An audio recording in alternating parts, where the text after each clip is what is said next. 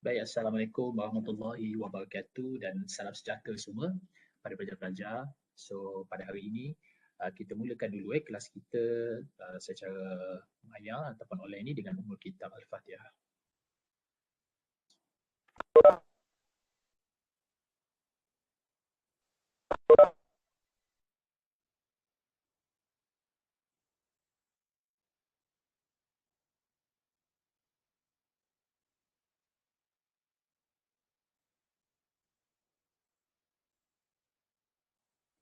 Baik, pelajar-pelajar sekalian, so cikgu harap semua sudah bersedia untuk kita teruskan kuliah kita dalam khusus dalam khusus kaunseling penyalahgunaan bahan. So hari ini kita akan masuk pada tajuk yang baru iaitu Model of Substance Abuse Counseling and Treatment. Jadi kita akan masuk beberapa model untuk kita membuat kaunseling dan rawatan terhadap mereka yang telah terlibat dengan penyalahgunaan bahan ni. Jadi pelajar, bila kita bercakap dengan substance abuse ni, apabila apa-apa sajalah bila kita bercakap dalam bidang keilmuan ni, kita sekurang-kurangnya kena tahu tiga perkara. Tiga perkara. Pertama, kita kena tahu apa. So kita kena tanya apa yang dimasukkan dengan kaunseling penyalahgunaan bahan. Apa dia? Jadi dengan apa ni kita bercerita tentang definisi, kita bercerita tentang takrifan, apa dia. Jadi kita kena kenal apa yang dikatakan dengan jenis-jenis, apa yang dikatakan faktor.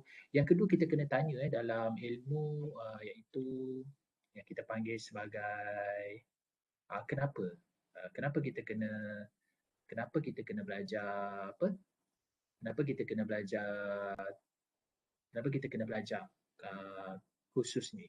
Jadi kenapa ni kita akan lihat kesan, apakah faktor-faktor, apakah sebab-sebab. Jadi kenapa, persoalan why. Pertama tadi what, apa dia. Yang kedua kita kata why. Dan ketiga how. Yang ketiga how ni bagaimana. So bila kita dah tahu apa dia, kita dah tahu kesan dia dan bagaimana kita nak mencegah ataupun kita nak melawan. So di dalam how ni kita akan belajar berkaitan dengan model, rawatan dan juga kita akan juga pergi kepada iaitu dipanggil sebagai intervention ataupun prevention. So seperti kita tahu bahawa substance abuse ni, penyalahgunaan bahan ni seperti dadah, alkohol dan tembakau semua ni, dia merupakan satu bahan yang membuatkan kita ketagih. Maknanya dalam bahasa mudah ketagih ni apa? Kita merasa kelazatan untuk melakukan sesuatu itu. Dan bila kita rasa kelazatan tu, kecenderungan kita untuk mengulang-ulang lagi kelazatan tu. So ketagih ni adalah berkaitan dengan sesuatu perbuatan yang membuatkan kita rasa kenikmatan, kelazatan. Dan kadang-kadang kita tidak boleh mengawal dia, perbuatan tu. Walaupun kita tahu dia memberi kesan yang tidak baik. Kerana kelazatan tu membuatkan kita menutupi bahaya-bahaya yang kita hadapi. Banyak kalau kita tengok, bila kita ketagih sesuatu, contohnya kita ketagih dari segi opiat, kita tengok diri kita tak terus, kita dah jadi macam tak tentu hala, makan tak ke mana, tidur tak ke mana. Kalau sebagai suami, tanggungjawab sebagai anak, sebagai suami dan ayah tak ke mana. Tapi hanya fokus kepada kelazatan untuk menikmati opiat tadi tu, dah ada jenis opiat. Namun demikian dia sedar bahawa ada terdapat bahaya-bahaya yang melingkungi kehidupan dia. Tetapi ia tidak boleh berkawal. Ini yang dipanggil sebagai, dia dah maksudnya sebagai dipanggil maksudnya dia dah kompulsif. Kompulsif ni maksudnya satu perbuatan dia lakukan tu secara berulang-ulang hingga jadi tabiat, dia tidak boleh nak kawal lagi. Okey, ini boleh katakan ketagihan. Dan pasti ia memerlukan treatment yang berbeza. Berbeza. Ada yang kadang-kadang kalau kita tengok kaunseling dia ada banyak. Satu, kita mungkin ada kaunseling kejaya, kaunseling keluarga, kaunseling multicultural, kita ada kaunseling jadi kaunseling apa beza kaunseling rawatan penyalahgunaan bahan ni dengan kaunseling keluarga, kaunseling kejaya dan juga kaunseling pelbagai budaya, kaunseling pekerja, apa beza dia.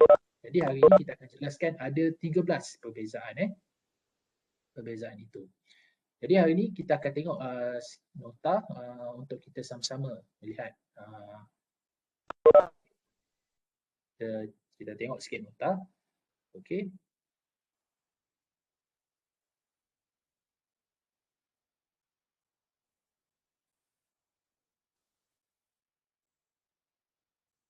Okey. So hari ini kita akan belajar berkaitan dengan model of substance abuse counselling and treatment. Okey. So kita akan belajar model ni, kita akan ambil 5 model ya. Pertama kita akan belajar dulu, kita akan penjelasan dulu berkaitan dengan 13 Principle of Drug Addiction Treatment daripada National Institute of Drug Abuse. Jadi cikgu lihat AADK juga mengguna pakai 13 prinsip dalam rawatan dan pemulihan penagihan dadah ni. Juga diguna pakai sama cikgu lihat. Yang kedua kita akan belajar the Trans-theoretical model yang dipopularkan atau perintis adalah Porska dan Belizer pada tahun 1997. Sebenarnya daripada awal lagi dia telah merangka dan susun teori model-model untuk dijadikan satu model ke arah perubahan yang kita akan gunakan, dan nanti kita akan pergi detail, dan kita guna juga konsep kelompok iaitu 12 step facilitation of treatment 12 self-help group. Jadi kita akan jelaskan 12 langkah-langkah untuk kita set up self-help group, iaitu kita nak bina kumpulan sokongan ke diri. Okey, macam mana kita nak bentuk kumpulan yang mana dalam kaunseling kelompok ataupun kumpulan sokongan ni boleh memberi suatu bentuk pemulihan dan rawatan kepada klien berdasarkan kumpulan tadi tu, kaunseling kelompok lah. Dan kita juga boleh gunakan model action counselling model. Dan yang terakhir kita akan bincang berkaitan dengan individual drug counselling model. Jadi kita kena pelajar-pelajar kena pasti isu-isu utama dan apa beza antara the Trans-theoretical model, action counselling model dan individual drug counselling model. Jadi pelajar kena tahu apa perbezaan dia dan apa kelebihan setiap model-model yang digunakan. Okay. So yang pertama sekali kita lihat 13 prinsip, 30 principles of drug addiction treatment yang dikeluarkan oleh National Institute of Drug Abuse. Sama juga diguna dan kita telah semak 13 prinsip yang digunakan juga oleh rawatan dan pemulihan dadah di AADK, Anti Dadah Kebangsaan Malaysia, sama. Yang pertama sekali pelajar, kita kena faham prinsip yang pertama, no single treatment is appropriate for all individual. Matching treatment setting, intervention and service to each patient's problem and needs is critical. Maknanya dekat sini kita boleh kita highlight kita boleh lihat maksudnya kat sini dia punya keyword dia adalah no single treatment. Maknanya dekat sini maksudnya tiada satu rawatan tunggal untuk sesuai kepada semua manusia ataupun semua yang terlibat dengan kesalahan dadah ni. Sebab manusia itu sendiri unik dan sebab-sebab faktor-faktor mereka terlibat dengan dadah ini atau penyalahgunaan bahan ini pun berbeza. Ada disebabkan faktor rakan sebaya, ada disebabkan faktor family problem, ada disebabkan faktor ingin mencuba, ada disebabkan faktor disebabkan rasa tertekan dan kemurungan. Jadi dia mengambil dadah. Jadi kita tak boleh katakan bila kita seorang penagih ini bila dia ada masalah dia perlu jalani rawatan begini-begini, kata kaunseling kelompok saja dia ini adalah yang terbaik. Tidak ada. So di dalam rawatan dan pemulihan dan penagihan atau penyalahgunaan bahan, tiada satu rawatan tunggal yang sesuai untuk individu. Tiada. Jadi kita kena gabungkan. Kita integrate. Integrate. Maksud kita gabungkan. Dari segi vocational, dari segi rawatan farmakologi kita gunakan ubat-ubatan seperti kita gunakan terapi metadon, binodifrin. Jadi ubat-ubat itu juga penting dan kita juga kadang-kadang guna detoxification dan kita gunakan pelbagai treatment untuk memberi kesan yang lebih baik. Okey, itu yang pertama.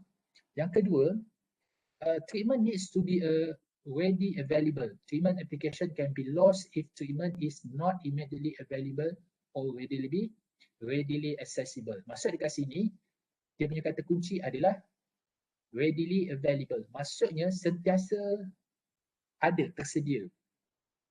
Sentiasa tersedia. Maksudnya sentiasa tersedia maksudnya dekat sini kalau kita lihat perkhidmatan pemulihan perlu sentiasa bersedia untuk memberi rawatan kepada penagih pada bila-bila masa yang diperlukan untuk memastikan penagih yang berpotensi boleh menerima rawatan yang sepatutnya pada masa yang tepat. Kita tak ada boleh menunggu. Kita tunggu dalam seminggu ke, tak boleh. Dia seperti kalau orang yang terlibat dengan penagihan ni, dia seperti daging lah, daging yang masak. So bila daging masak ni, kita terus nak elakkan dia daripada tercemar, tu kita masuk dalam frozen. supaya ia tidak tercemar. Begitu juga dengan mereka yang terlibat dengan penagihan ini. Kalau kita tidak rawat pada ketika itu dengan rawatan yang sesuai, jadi lama-lama dia akan lebih berkembang dan lebih teruk. Sebab dia merupakan penyakit.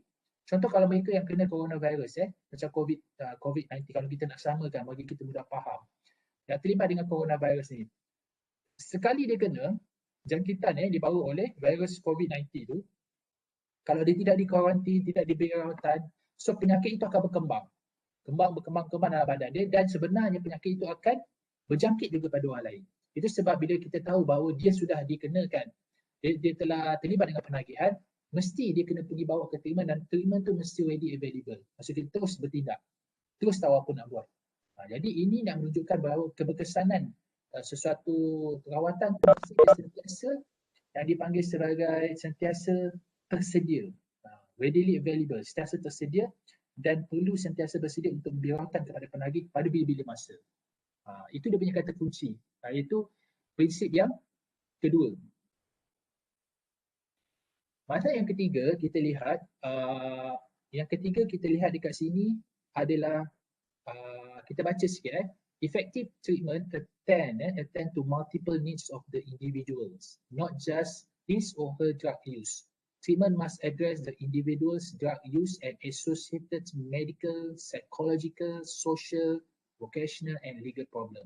So dekat sini, untuk memastikan keberkesanan sesuatu rawatan tu, dia perlu ada multiple need, Okay, dia perlu ada multiple need. Maksudnya memberikan keperluan-keperluan yang pelbagai. Seperti kadang-kadang seorang penagih itu kalau perlu diberikan ubat dahulu, kita beri ubat. Lepas tu kita juga beri dia segi psychological, bagi kekuatan self concept dia. Dan kita juga bagi social support, social support ataupun kemahiran berkomunikasi ataupun kemahiran menguruskan masalah, dan kita juga bagi dia kemahiran kerjaya untuk dia meneruskan kehidupan dia. Dan kalau perlu legal problem, kalau dia perlu dipenjarakan, kalau dia kita perlu penjarakan. Mana tidak ada satu, kita berbalik kepada yang prinsip yang pertama, tidak ada satu pun rawatan tunggal yang sesuai untuk semua individu. Dia perlu ada multiple need dan dia mesti tersedia ada. Okay, itu adalah prinsip yang ketiga. So apakah prinsip yang keempat? So prinsip yang keempat, treatment needs to be flexible and to provide ongoing assessment of the patient needs, which may change during the course of treatment. Maksud dekat sini kita boleh fokus kepada fleksibel. Okay. Fleksibel maksud dekat sini adalah yang dikatakan sebagai dia maksudnya dia boleh berubah mengikut keperluan. Okay, dia boleh berubah mengikut keperluan semasa. Okay, so dia tidak terlalu rigid. Okay, kalau katakan klien nak macam ni, dia boleh ikut keperluan semasa. Sebab kadang-kadang ada orang yang lebih suka rawatan, kalau ada ketika dia memerlukan rawatan pada awal-awal sesi, dia tidak sesuai untuk kaunseling. Jadi dia perlukan detoxification ataupun kita perlu asingkan dia dekat bilik kuarantin ataupun bilik detox. Okay, kalau itu yang terbaik untuk klien, jom kita buat. So mesti fleksibel. Dan bila dia rasa sunyi, rasa tertekan kan, jadi kita boleh bawa dia ke kaunseling.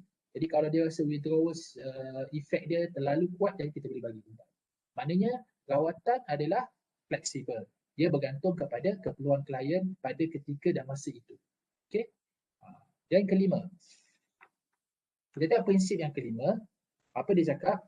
Remaining in treatment for an adequate period of time is critical for treatment effectiveness. The times depends on an individual's needs. For most patients, the threshold of significant improvement is reached at about 3 months in treatment.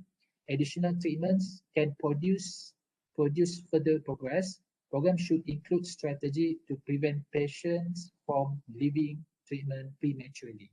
Mana dekat sini yang nak difokuskan adalah adequate periods of time. Okay. Apa maksud dekat sini? Untuk rawatan ni, dia perlu ada yang dipanggil sebagai masa yang bersesuaian. Maksudnya mempunyai tempoh rawatan yang mencukupi itu adalah penting. Okay? Tempoh yang mencukupi. Okay. Kalau kita lihat, biasanya dalam tempoh yang mencukupi ni, sang penagih perlu melalui tempoh rawatan sesuai mengikut jenis dan tahap keparahan penagih dan keperluan kepulihan mereka. kajian mendapati kebanyakan penagih memerlukan sekurang-kurangnya 3 bulan. Sekurang-kurangnya 3 bulan. 3 bulan rawatan dan pemulihan untuk mengurang dan menghentikan penggunaan dadah. Kepulihan ialah suatu proses jangka panjang, dan biasanya penagih akan menjalani rawatan dan pemulihan berulang kali. Okey, penagihan semula ataupun relapse boleh berlaku pada bila-bila masa dan memberi petanda bahawa keperluan dan keadaan rawatan perlu diubah sesuai. Maknanya kalau perlu ada ubah sesuai, perlu ubah sesuai. Tapi ia perlukan masa melihat kepada tahap keparahan dia, tahap keterukan apa kita nak panggil istilah yang sesuai. Kalau dalam istilah medik kita tahap keparahan dia, dia kena dia sekurang-kurangnya mereka yang terlibat dengan penagihan dadah ni sekurang-kurangnya 3 bulan. Sekurang-kurangnya 3 bulan. Tapi kalau diperlukan lebih, jadi kita kena bagi masa yang lebih. Dan dia akan berulang.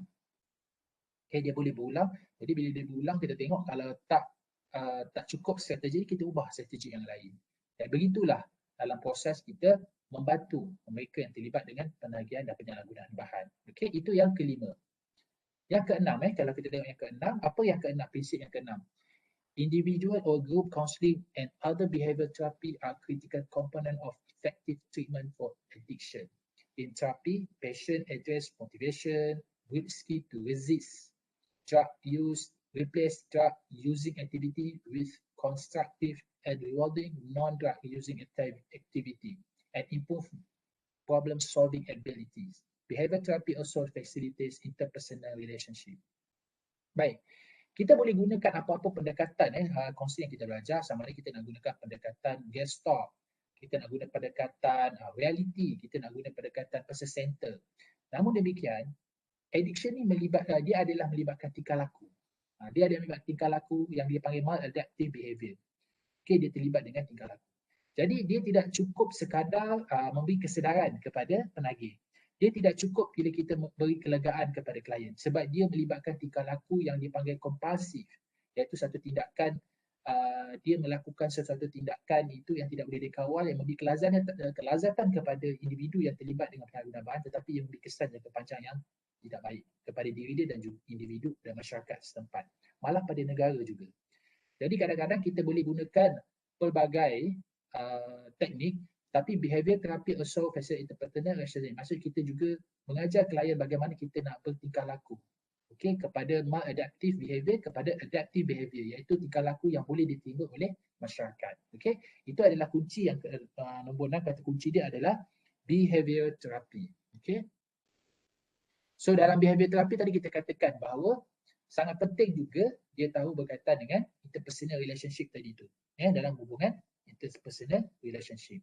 Ada yang ketujuh dekat sini, dia juga menekankan ada setengah kaunseling kita tidak bagi medication.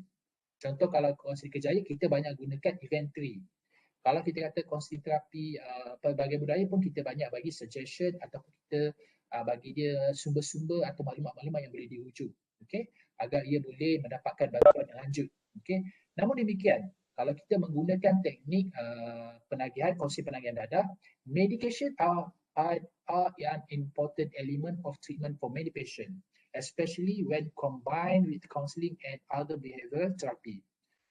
Jadi kat sini dia nak terangkan bahawa medication ni ubat adalah elemen yang penting dalam kita memberi rawatan kepada pesakit. Kita panggil mereka yang terlibat dengan penyalahgunaan bahan ni pesakit.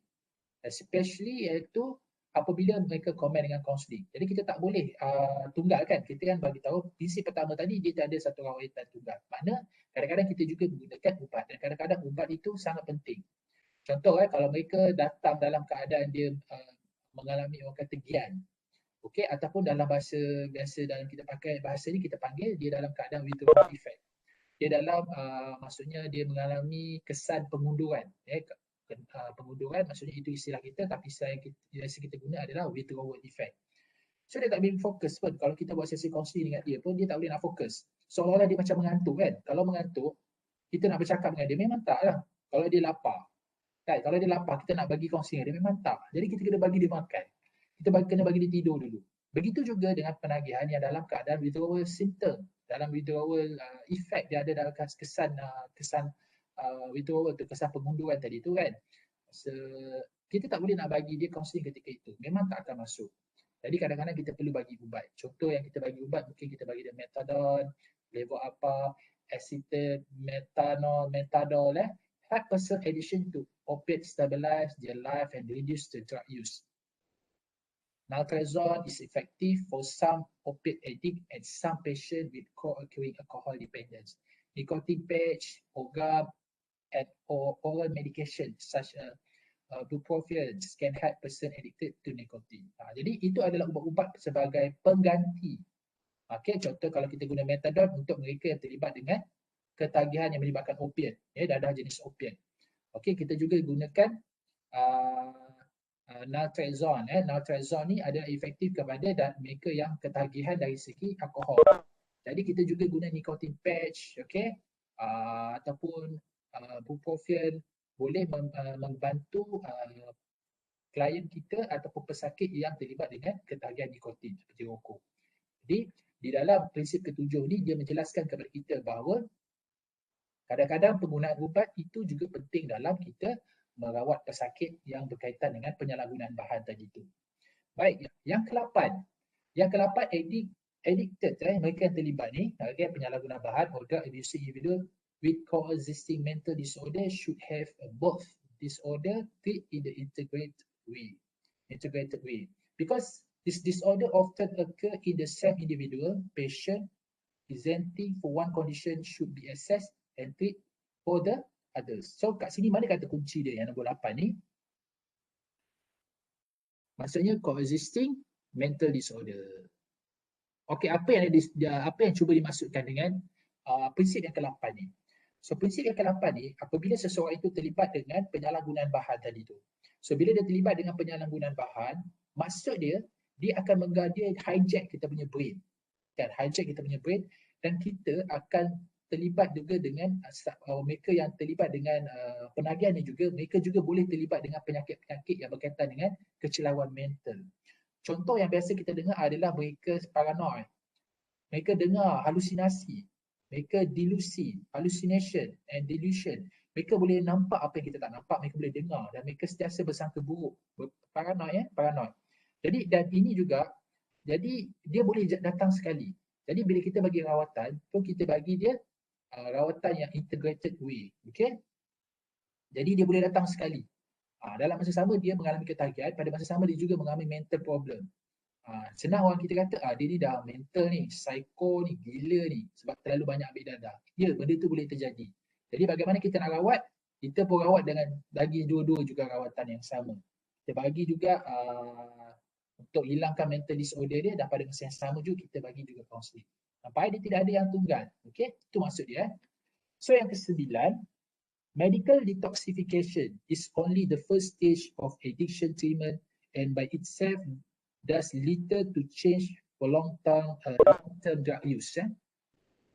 Medical detoxification manage the acute physical symptoms of withdrawal. For some individuals, it is precursor to effective drug addiction treatment. Maksud dekat sini, pertama sekali, kita bagi rawatan ubat untuk detoxification. Detoxification ni apa dia? Maksudnya, kita nak kurangkan physical symptom withdrawal dia. Kadang-kadang mereka yang terlibat dengan dadah ni, bila dia tak dapat dadah, dia akan menggigil, keresahan, kadang-kadang berjerit-jerit, macam histeria kan. Jadi, kita bagi dia dulu medical detoxification is only the first stage of addiction treatment. So, maksudnya, untuk fasa pertama ataupun permulaan, kita boleh bagi medical detoxification ni. Namun demikian, kita tak boleh biasakan dengan ubat tu. Takut dia pula bergantung dengan ubat tadi. Jadi kita boleh bagi dia medical detoxification. Kalau kita tengok kalau di tempat-tempat tertentu macam-macam kaedah detoxification dilakukan. Ada yang dikurung dalam bilik, ada yang disuruh mandi pagi, ada yang disuruh berjemur di tengah panas. Ini semua adalah teknik-teknik untuk nak kurangkan detoxification. Itu adalah satu detoxification. Kita nak keluarkan asid-asid dalam badan tu. So dadah-dadah dalam badan tu dia nak keluarkan dengan pelbagai cara. Kalau kita tengok ada setengah pusat-pusat yang mengamalkan sistem yang menggunakan teknik spiritual. Justru kita berjemur pagi-pagi. Lepas tu baring di padang supaya air embun tu boleh detox kita punya orang kata dadah yang ada dalam badan kita tu. So dia keluarkan toksin-toksin tu, dia dipanggil detoxification. Tapi ini adalah peringkat permulaan saja. So, namun demikian kita juga kena bagi rawatan dan pemulihan yang lain seperti kita bagi dia kerjaya ke vocational therapy, vocational training, kita bagi dia family counselling bersama keluarga dia, lepas tu berhubungan menyelesaikan masalah, problem macam mana kita buat penyelesaian problem solving, coping skill, semua kita kena bagi kepada sesama. So detoxification, medical detoxification ni adalah maksudnya is only the first stage of addiction treatment. So first stage tu memang kena keluarkan dulu badan dia toksik ni, okay?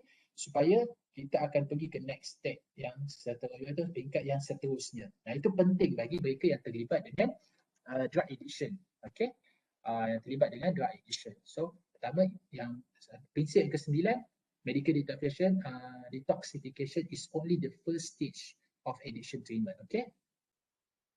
Baik, kita pergi prinsip yang ke-10. Okey, prinsip yang ke-10 kita baca Treatment does not need to be voluntary to be effective.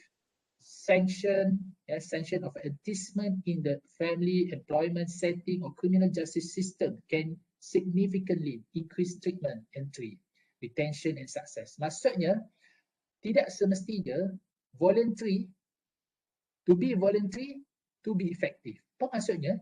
Maksudnya tak semestinya kalau dia nak dapat rawatan, dia mesti datang secara sukarela. Tak semestinya. Kalau kita nak tunggu dia datang secara sukarela, maka rosaklah banyak lagi. Banyak lagi yang akan terlibat. Banyak lagi. Dia bertambah teruk lagi. Dan kadang-kadang perlukan penguatkuasaan, perlukan enforcement, perlu legal. Kadang-kadang perlu ada yang dipanggil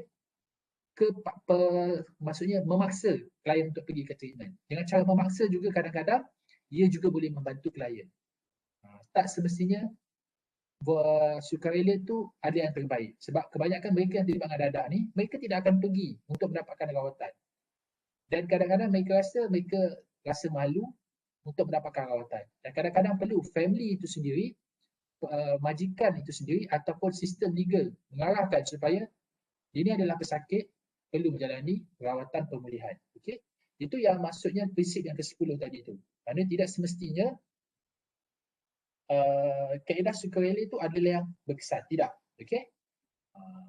Beza kan? Kalau kita tengok, biasa kaunseling kata, dalam istilah kaunseling dia katakan bahawa kalau mereka tu datang secara sukarela, keberkesanannya lebih baik untuk dia mendapatkan kesan dari segi kaunseling itu. Tapi di dalam mereka yang terlibat dengan dadah, tak semestinya sukarela. Kadang-kadang perlu dipaksa oleh orang-orang yang signifikan seperti family, majikan ataupun polis yang mengarahkan mereka daripada sistem undang-undang untuk mengarahkan mereka untuk terlibat dengan masuk dalam perawatan dan pemulihan tu, kepulihan. Okey, yang ke-11. Possible drug use during treatment must be monitored continuously. Okay, monitoring patient drug and alcohol use during treatment, such as urinalysis, can help the patient withstand urge to use drug. Such monitoring also can provide early evidence of drug use so that treatments can be adjusted. Maknanya kat sini, bila kita dah bagi rawatan kepada klien, kita kena monitor dia. So dekat sini yang penting, yang kalau kata kunci dia yang ke-9 adalah monitor continuously. Maknanya kita kena sentiasa berterusan memantau keadaan penagih ini. Memantau dia dari semasa ke semasa. So katakan bila kita dah habis treatment dalam pusat pemulihan kan. So dia dah habis dalam pusat pemulihan, jadi kita bagi dia bebas. Tapi dia kena lapor balik. So masa dia lapor balik, kita nak tahu sama ada dia masih terlibat dengan dadah, jadi kita buatlah urine test, ujian air kencing. Jadi kalau kita buat ujian air kencing, kita nampak lagi dia masih lagi terlibat dengan dadah, jadi kita jangan marah dia. Kita dengan tegas, kita cuba cari satu solusi yang lain. Mungkin apa yang kita bagi tu tidak memadai pada dia. Jadi kita cari, rupanya dia ni ada masalah dengan kawan dia. Tapi kita bagi treatment tentang bagaimana dia nak bekerja. Dia dah dapat kerja tetapi dia tak tahu macam mana nak bersosial pula. Jadi apabila seseorang itu relapse, kembali kepada dadah, kita sebagai terapis ataupun kita sebagai kaunselor yang terlibat dengan penyalahgunaan bahan, kita jangan sekali-kali give up. Jangan sekali-kali kita give up. Jangan sekali-kali kita berputus asa sebab orang di luar sana yang pengedar dadah, dia tidak pernah berputus asa untuk merosakkan manusia, untuk mendapat keuntungan kepada dirinya. Dan kita juga jangan pernah berputus asa. Kalau pengedar-pengedar sana, mereka ada banyak strategi, mereka ada banyak alternatif strategi untuk mengedar dadah, kita juga sebagai kaunselor pun perlu ada banyak juga strategi. Kita juga pun ada kena banyak strategi. Jadi salah satu cara untuk kita mempelbagaikan strategi, kita juga boleh belajar dengan penagih. So awak rasa pendekatan ni saya buat ni sesuai tak? So tak sesuai, kita ubah. Okay, kita ubah. Kita belajar. So belajar, terus belajar dalam kita membantu klien. Sebab orang yang merosakkan masyarakat, bangsa kita, mereka tidak pernah berputus asa untuk terus mengedar dadah. Kita sebagai kaunselor juga tak boleh berputus asa. Dan kita juga, orang kata, terus berusaha dengan istilah apa yang sekarang ni, kita jaga kita dan kita pasti menang. Jadi jangan terus berhenti. Jadi jangan pernah ada berputus asa, dan kita mesti mindset dalam diri kita bahawa memang penyakit akan relapse, tetapi dia boleh dirawat. Dia boleh dirawat. Percaya bahawa penyakit ini boleh dirawat. Tetapi kita perlu sentiasa terbuka dengan pelbagai strategi untuk membantu klien. Okay? So yang ke-12, principle of drug addiction treatment. Apa yang terusnya adalah treatment program should provide assessment for HIV, AIDS, hepatitis B and C, tuberculosis, TB, and other infection disease, and counseling to help patients modify or change behavior that place them or other at risk of infection. Counseling can help patients avoid high-risk behavior and help people who are already infected manage the illness. Manage their illness. Apa maksud kat sini? Biasanya mereka yang terlibat dengan penyalahgunaan dadah, lebih lagi yang terlibat dengan perkongsian jarum, mereka terdedah dengan HIV dan AIDS. So bila mereka terdedah dengan HIV, AIDS, hepatitis, ini adalah penyakit-penyakit berjangkit tau. Contoh HIV dan AIDS, dia boleh merebak melalui bendali dalam badan kita seperti darah, air mani, cairan faras. Hepatitis dan B dan C, dia boleh merebak melalui air liur. Selain daripada air mani dan cairan faras semua, dia juga boleh merebak melalui air liur. Okey, dan TB boleh merebak melalui udara. Jadi kan bila kita melalui treatment dengan mereka, kita juga kena buat assessment dan kita kena menyediakan juga penilaian terhadap mereka ni ada HIV atau AIDS. Itu sebab kalau di penjara sebelum mereka masuk, mereka kena berujian darah atau berujian ELISA mungkin.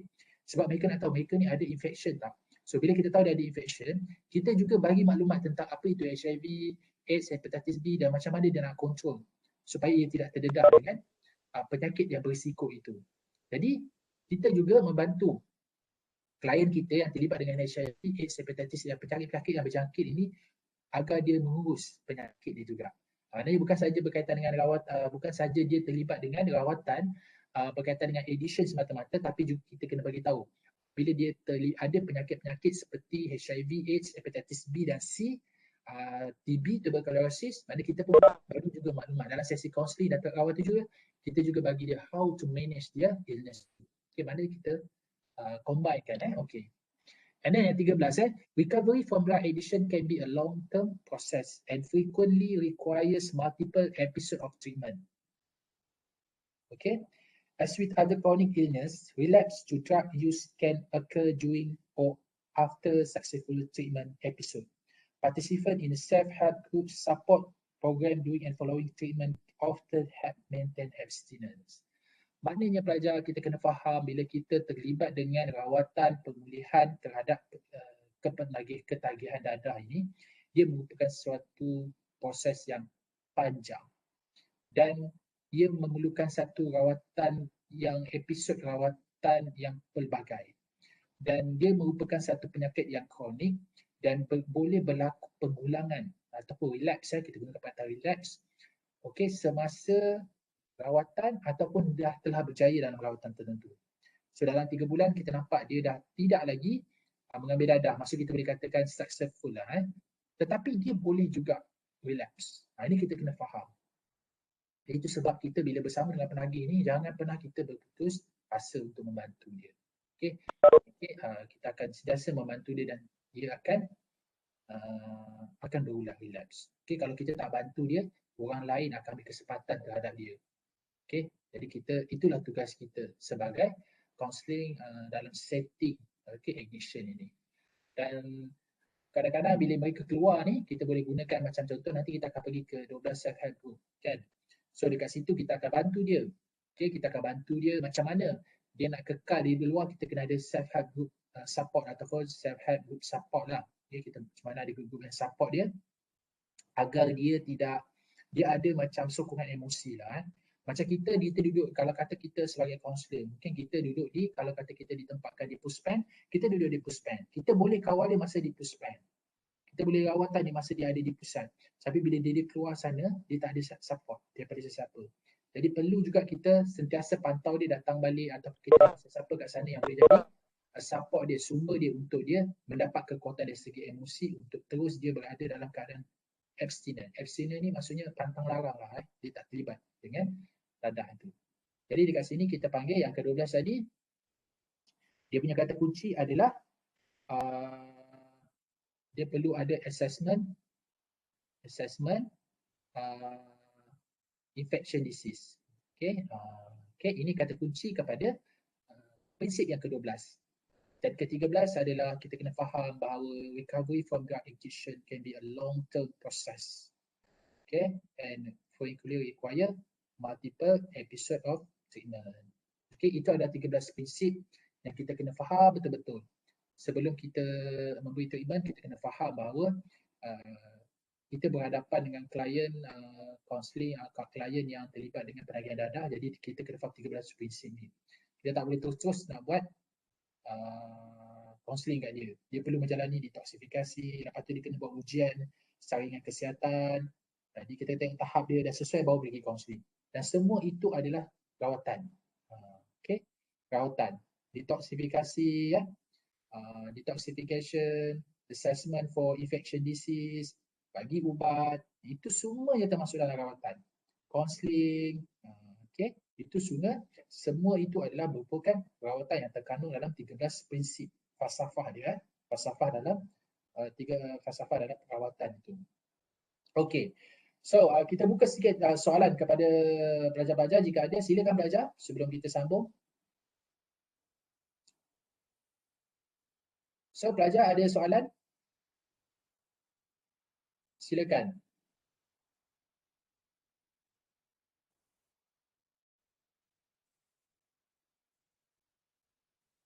Okey. Kita tanya saya Izwan. Siapa Izwan? Izwan ada di dalam talian? Saya juga. Okey Izwan. Masa awak duduk di penjara, bagi mereka yang terlibat dengan dadah ni, apakah yang diberi? Macam dulu cikgu di penjara Marang, mereka ni akan ada ujian ELISA, ujian darah. Macam dekat tempat Izwan macam mana? Okey. Biasanya yang masuk penjara cikgu. Yang direkodkan punya berdata semua rumah. Lepas tu untuk mengesan contohnya produk HIV, kita pun pihak yang buat ujian test darah menggunakan alat yang dikhaskan lah.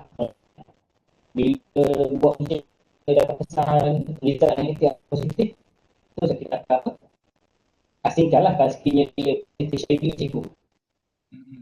Maknanya pesakit, pesalah kata banduan ni yang terlibat dengan dadah ni, dia akan tangkap, dia rekod, lepas tu dia akan buat ujian saringan kesihatan.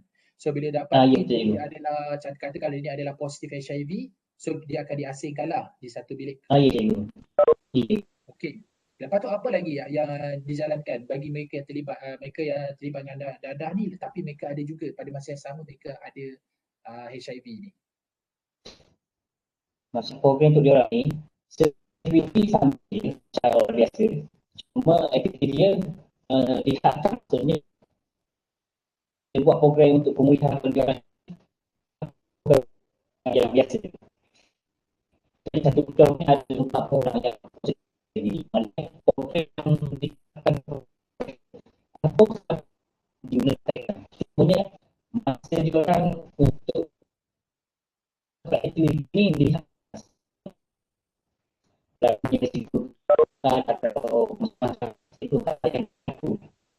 katakan mereka yang terlibat dengan katakan pesalah ni ada HIV kan, jadi mereka boleh tak jalani sesi kaunseling dekat penjara tu kalau mereka memerlukan sesi? Boleh Baiklah. So apa prosedur yang perlu dilakukan oleh kaunselor di penjara tu untuk melakukan sesi kaunseling bersama penagih yang ada HIV positif ni ataupun infection disease yang lain lah? Sebenarnya kalau kita ada psikologi, maksudnya kalau sesi kaunseling dilakukan untuk bantu-bantu yang ada penyakit yang berbahaya HIV,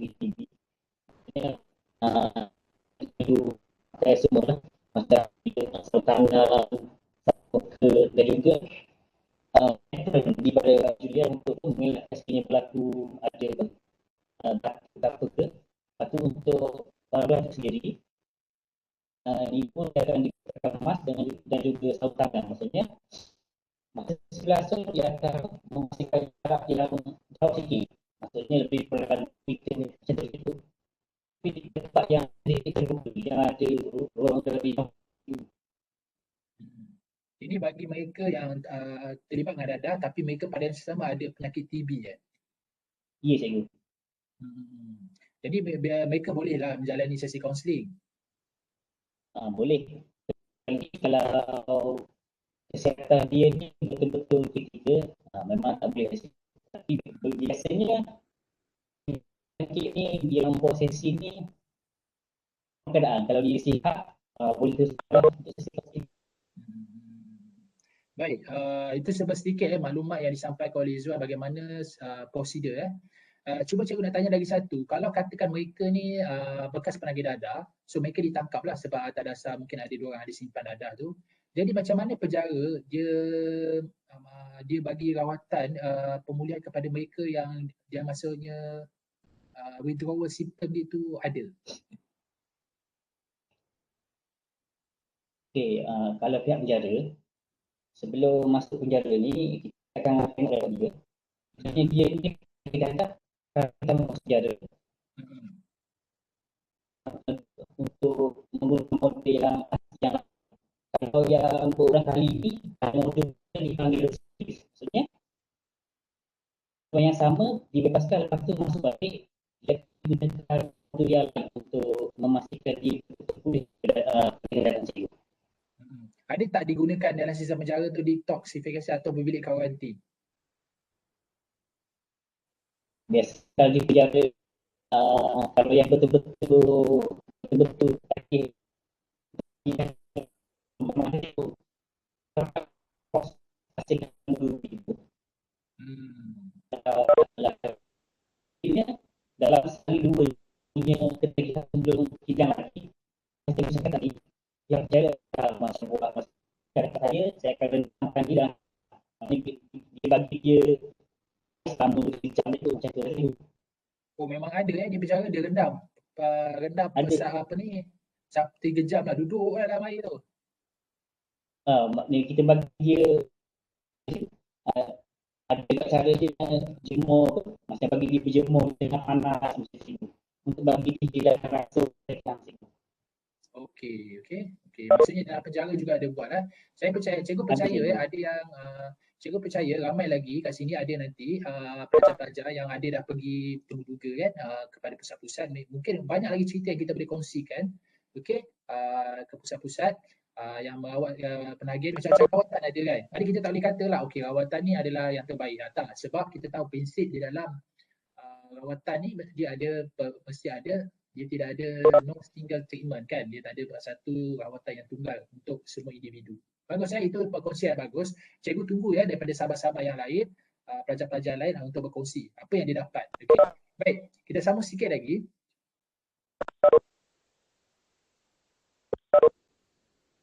Okey, ini adalah component of comprehensive drug addiction treatment. So assessment, evidence-based treatment, substance use, monitoring clinical and case management, recovery support program, continuing care. So maknanya dekat sini the best treatment program provide a combination of therapies and other service to meet the needs of the individual patient. Maksudnya perawatan terbaik program iaitu mesti ada kombinasi pelbagai terapi. Kalau kita tengok kat sini melalui rawatan yang evidence based ni maksudnya adanya kajian, adanya dapatan, adanya bukti menunjukkan bahawa untuk kita membuatkan satu rawatan yang terbaik dia perlu komprehensif dan combination. Maksudnya apa? Perlu ada vocational service, vocational service, macam perlu melibatkan perkhidmatan pekerjaan. Mungkin juga ataupun ditambah lagi additional treatment ni maksudnya mental health service, perkhidmatan kesihatan mental, medical service untuk kita bagi ubat-ubatan, bagi dia mengurangkan kebergantungan ataupun rasa withdrawal effect tadi tu. And then educational service, okay, perkhidmatan pendidikan, engage HIV and AIDS service, kita boleh bagi juga rawatan perkhidmatan HIV dan AIDS. And then legal service, perkhidmatan undang-undang dan family service. Maknanya kita juga bagi perkhidmatan dari segi kekeluargaan juga. Jadi ini adalah perkhidmatan yang kita boleh gunakan yang dipanggil sebagai combination and comprehensive. Maksudnya kita kena combine. Maksudnya tidak ada satu rawatan yang tunggal. Kalau di Malaysia pun kalau kita tengok pusat rawatan seperti Inaba, pondok remaja Inaba, banyak lagi pondok-pondok kita lihat dia banyak menggunakan pendekatan pelbagai. Dia menggunakan spiritual tapi not spiritual semata-mata. Dia ada juga untuk dia bekerja kalau kita tengok. Okey. Itu dia. Kita tengok sedikit lagi. Yang ni kita akan pergi dengan lebih detail. So hari ni saya akan cerita secara surface. The Trans-Theoretical Model, Prochaska and Belizer 1997. Maknanya dekat sini kita lihat dia ada kitaran dia. Namun demikian, kitaran ni tidak, dia katakan tidak statik, macam contoh perkembangan dipanggil metamorfosis, metamorfosis kejadian lalat. Dia bermula dengan telur, lepas tu lava, lepas tu terus jadi lalat ataupun rama-rama bermula dengan telur, lepas tu jadi bulat beluncas, lepas tu dia jadi kepompong, lepas tu jadi rama-rama. Kan dia punya pergerakan kan tu tak terbalik, dia kan tak dynamic, maksudnya dia statik kan di pergerakan dia tu. Tapi di dalam the Trans-Theoretical Model ni dia boleh kadang-kadang pergi contemplation, lepas pergi contemplation dia boleh pergi preparation, lepas tu dia pergi action. Maksudnya kita nak katakan bahawa ini adalah satu struktur tetapi ia tidak statik. Tapi beginilah dia punya proses yang terjadi. Jadi kita bincang sikit dengan the Trans-Theoretical Model ni. Maksudnya dia nak beritahu involve emotion, cognition and behavior. Behavior maksudnya dia melibatkan emosi, elemen emosi, kognitif pemikiran kita dan juga tingkah laku. So behavioral change is viewed as a process with individual at a various level of motivation or stage of readiness to change. Maksudnya kat sini, perubahan tingkah laku ni dia adalah satu proses di mana individu tu dia di tahap mana. Kita akan pergi dia kat tahap mana. Dia akan tengok kesediaan klien itu macam mana. Jadi dalam teori ni relapse tu adalah normal. Okay? Relapse individual need to learn to anticipate high risk situation, HRS, dia punya singkatan HRS, more effectively control environmental cues, learn how to handle unexpected episode to stress to reach the of a termination. Maksudnya dekat sini belajar, dia ada mula dalam model ni dia ceritakan bila kita nak bantu klien kita tu kita kena tengok tahap dia di mana. So dengan tahap dia di mana, apakah strategi yang diperlu lakukan? Contoh pre-contemplation, okey. Pre-contemplation ni dia ignorance is bliss. Maksudnya pada tahap ni kita panggil tahap penafian. Dia tak rasa pun dia berbahaya. Dia tak rasa pun dia rasa mengambil dadah alkohol ni berbahaya pada diri dia. So dia tak perlu perawatan dan dia menafikan untuk mendapat rawatan dan dia selesa dengan keadaan dia. So pada tahap ini kita panggil dia sebagai pre-contemplation. Dalam kita gunakan mudah faham adalah ini dia berada dalam fasa penafian. Fasa penafian ni maksudnya dia tak nak, dia nafikan yang dia perlukan bantuan. So kalau fasa contemplation iaitu fasa perenungan, fasa dia panggil fasa perenungan. Maksudnya fasa ini dipanggilkan fasa dia mula dah nampak dah. Dia dah nampak betul dia sekarang ni perlukan bantuan. Tapi dia tak ada tindakan. Ini fasa yang dipanggil fasa perenungan lah, fasa tadi penafian. Yang ni fasa dipanggil perenungan. Yang ketiga dipanggil fasa preparation, persediaan. Persediaan maknanya dia dah cuba bersedia untuk mencari alternatif. Okey? Dia dah rasa okey, aku ada masalah, pasal-pasal dia dah rasa okey, aku perlukan bantuan. So pasal ni apa strategi kita? Okey, maknanya setiap stage tu kita tengok individu tu dia di tahap mana dan kita macam mana nak bagi rawatan sesuai dengan tahap-tahap dia punya fasa-fasa dia. So pre-copulation pasal penafian pasal contemplation, lepas tu pasal preparation, pasal persediaan, lepas tu pasal pelaksanaan. So dia dah go for it, dia dah buat dah pelaksanaan. Lepas tu pasal seterusnya adalah pasal pengekalan. Jadi kita dah steady as the goes. Maksudnya kita nak cuba kawal supaya dia tidak relapse. Maksudnya kita tak nak dia relapse. Lepas tu ada juga pasal pengulangan dan pasal penamatan. Kalau kata dia relapse, kembali balik cycle tu. Okay? Ataupun rasa dia tak boleh dan memang tak nak, kita boleh buat penamatan. Okay? Pasal termination. Okay? Jadi begitulah dia punya kitaran tu. Okay? So begitulah dia punya kitaran dalam transhistorical model ni.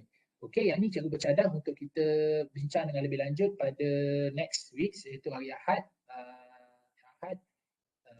20 hari bulan kalau ikutkan 20 hari bulan kita akan bincangkan yang ini dengan lebih detail, okey, yang ini dengan lebih detail supaya pelajar nampak dengan lebih jelas lah, okey, apa yang dimasukkan dengan pre-contemplation, contemplation, preparation, action, maintenance, and then go to relapse and termination, okey. So cikgu buka ada berapa 5 minit lagi untuk pelajar kalau ada soalan yang nak ditanyakan. Silakan pelajar.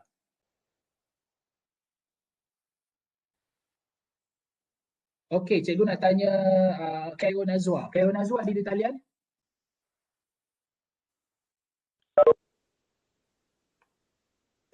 Khairul Nazwa ada di talian?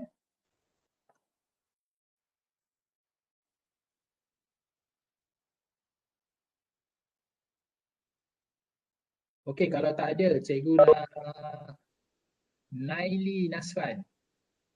Okey, Khairul jawab. Okey, Khairul. Awak dah pergi ke temuduga pegawai pemulihan?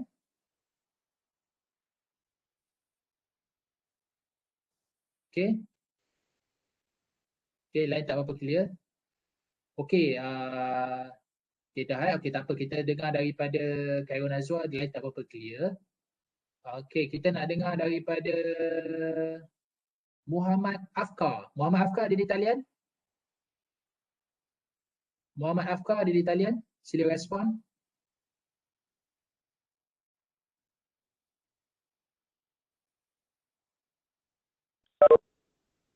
Ya, Muhammad Afkar ada di talian, Muhammad Afkar?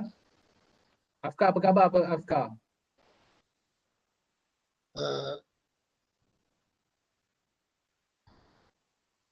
Ya, Afkar, suara serak-serak basar. Boleh lah, okey di sana?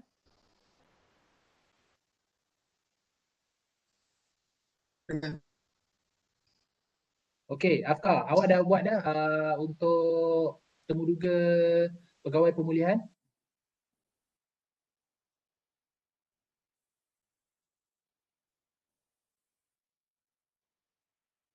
Boleh Afkar? Pun lain tak clear juga. Apalah, kita ambil lah sebelah kawan dia, Mukramin. Mukramin ada di talian? Ya, saya go. Okey, Mukramin. Awak dah buat ke temuduga bersama dengan pegawai pemulihan?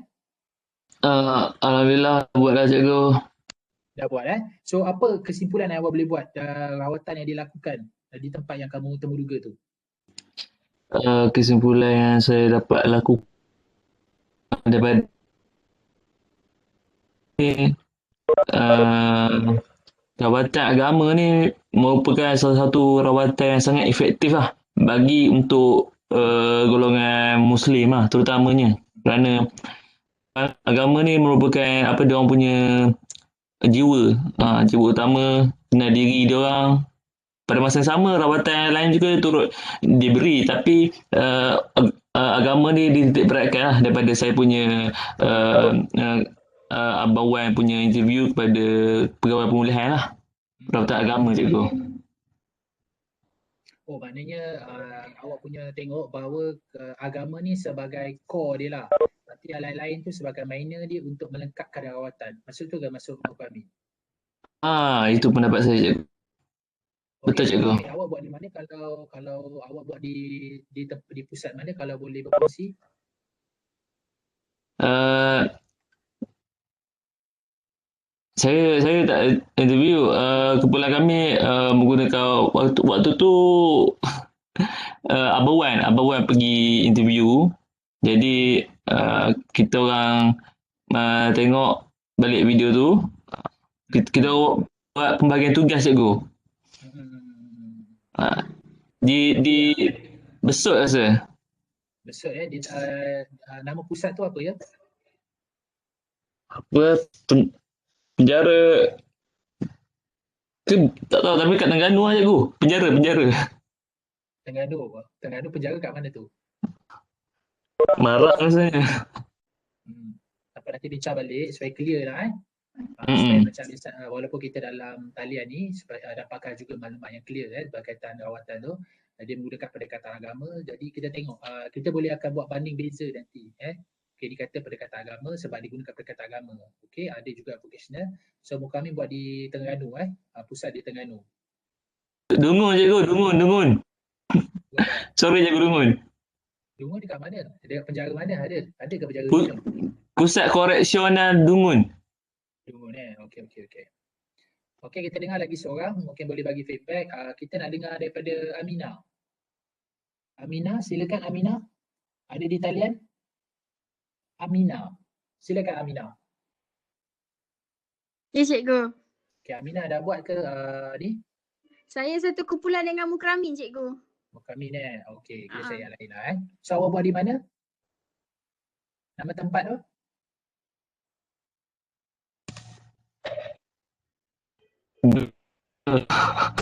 Yalah, betul lah Dungun. Nama tempat tu, nama tempat. Pusat Correctional, sekejap, saya lupa cikgu. Pusat Correctional Dungun, cikgu. Pusat Correctional Dungun okey. So kita dengar daripada Farhanis Yusof. Farhanis Yusof, silakan. Ada di talian? Okey, Farhanis.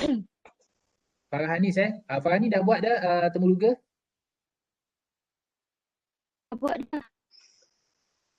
Okey. Okey, dah buat dekat mana Farhanis pusat awak? Pusat rawatan tu. Tak silap Melaka. Apa pusat pemulihan tu. Tapi dekat Melaka. Okey, di Melaka tu apa nama pusat dia? Ya, apa nama pusat tu? Apa nama pusat di Melaka tu? Saya lupa. Macam mana awak boleh lupa kalau awak buat Temuruga? Pusat pemulihan.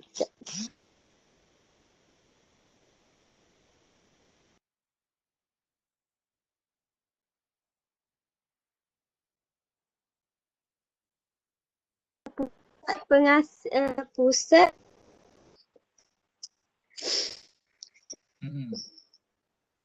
Rumah Pengasih Jasa Melaka. Okey, apa yang awak dapat kesimpulan yang awak dapat simpulkan rawatan yang dilakukan di sana? Dia buat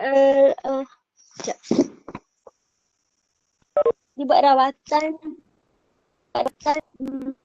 kebanyakan dia banyak buat program-program rawatan mutu sosial. Dia kepada sosial macam dia buat program-program kat luar lah. Program-program kepada grup season macam dengan kaunselor dia buat macam rawatan secara grup. Macam tu lah rawatan more kepada sosial. Okey. Okey, itu yang kita dapat. Okey, minggu depan mungkin cikgu akan tanya lagi. So dalam kelas online kita ni, cikgu akan tanya cikgu akan tanya, jadi jangan lari So kita akan tanya dan pelajar boleh sentiasa kita akan ada two-way communication. So okey, baik, untuk hari ini kita sampai di sini dulu. So kita tundakan dulu kita punya perjumpaan hari ini dengan tasbih kifayah dan surah Tuas. Okay, terima kasih untuk hari ini. InsyaAllah kita akan jumpa lagi minggu hadapan. Terima kasih.